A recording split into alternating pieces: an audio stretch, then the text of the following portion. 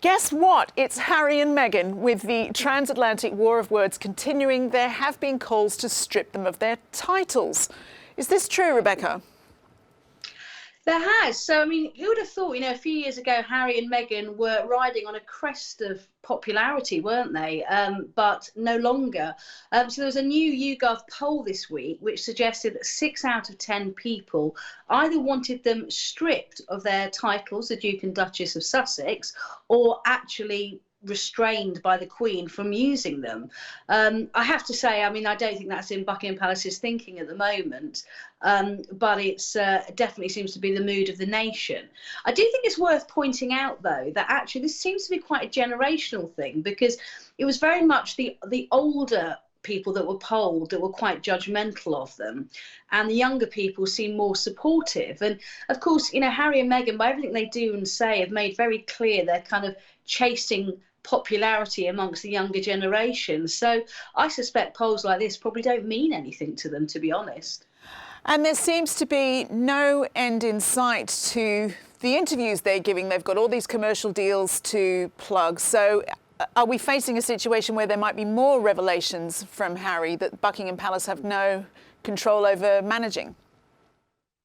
Yeah, I mean, it seems to be the way the wind's blowing, doesn't it, all the time? And obviously, fresh on the back of that podcast that we discussed last week, we're going to be getting in the next day the launch of the Apple TV Plus series on mental health he's done with Oprah. And one of the American newspapers was suggesting this week that there are going to be some more truth bombs, as they call them.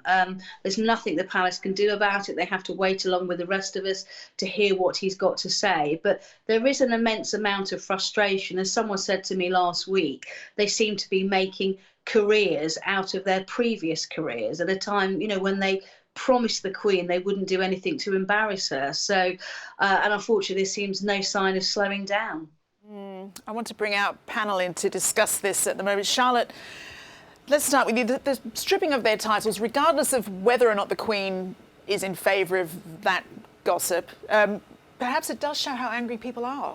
I think there is a lot of frustration and anger. I think it's more on the Charles side, because Charles's team have spent years and years building up his reputation, and they really got to a sweet spot with him, and he walked Meghan down the aisle, and actually the nation has started to really warm to Charles, and actually I think they still are quite warm towards him, but not thanks to Harry. Harry's trying to sort of undo all that.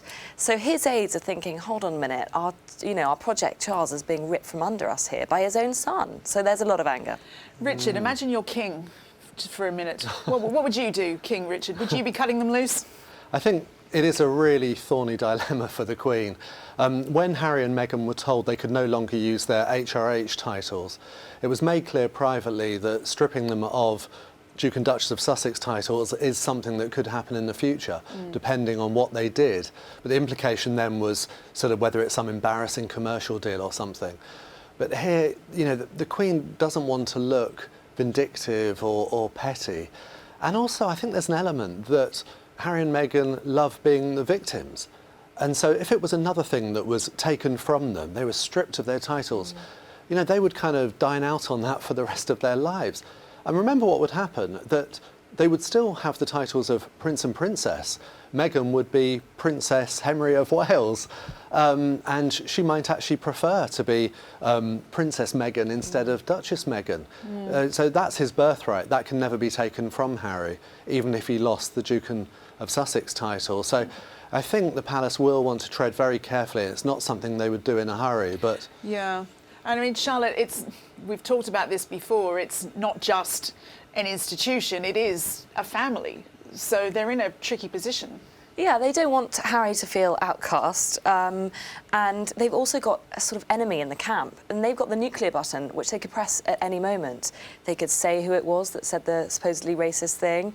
There might be any number of things that they could reveal. So if they provoke Meghan and Harry, they could be in trouble. So if I was the Queen, I wouldn't take those titles away. It's just awful, though, isn't it? I mean, you're talking as if it's blackmail, really. Yeah. We've got this hanging over you. It's a horrendous way to... situation to be in. To think they're actually members of the family and they're enemies within the camp, but I'm afraid that's how it is. Do you think, again, though, there's this transatlantic divide. Harry's confessionals with their mental health theme do seem to be going over very well in the US.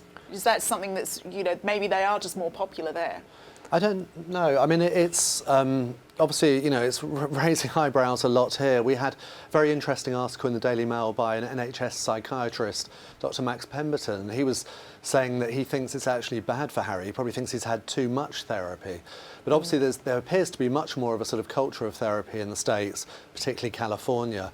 But the impression I get from America is not everyone's impressed. That this sort of victimisation and that I'm the victim that we're hearing more and more, it's not necessarily what they want to hear. But I'm wondering if perhaps Meghan and Harry have made their peace with losing British fans. Maybe that's just not as important to them.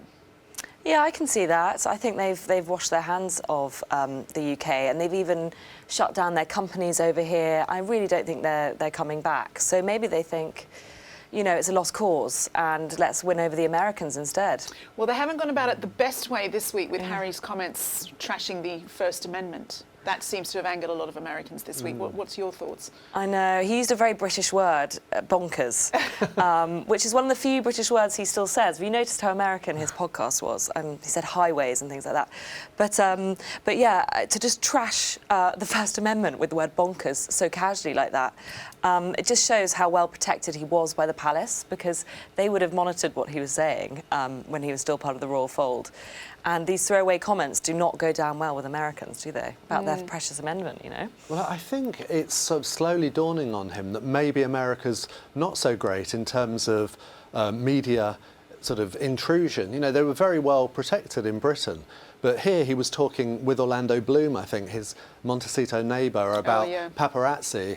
And this is why he was talking about the First Amendment, because, there are a lot of protections for the press and the freedom of the press in America, whereas in Britain, increasingly, we've got privacy law that Harry, through his lawyers, has always taken advantage of. So maybe, he's dawning on him that it's not sort of paradise over there. Well, it sounds like paradise to me in Montecito, but what do I know? That's all we have for you on our YouTube show. But to see the rest of this episode, including some more fascinating royal revelations, head to www.mailplus.co.uk/royals or click the link on screen now.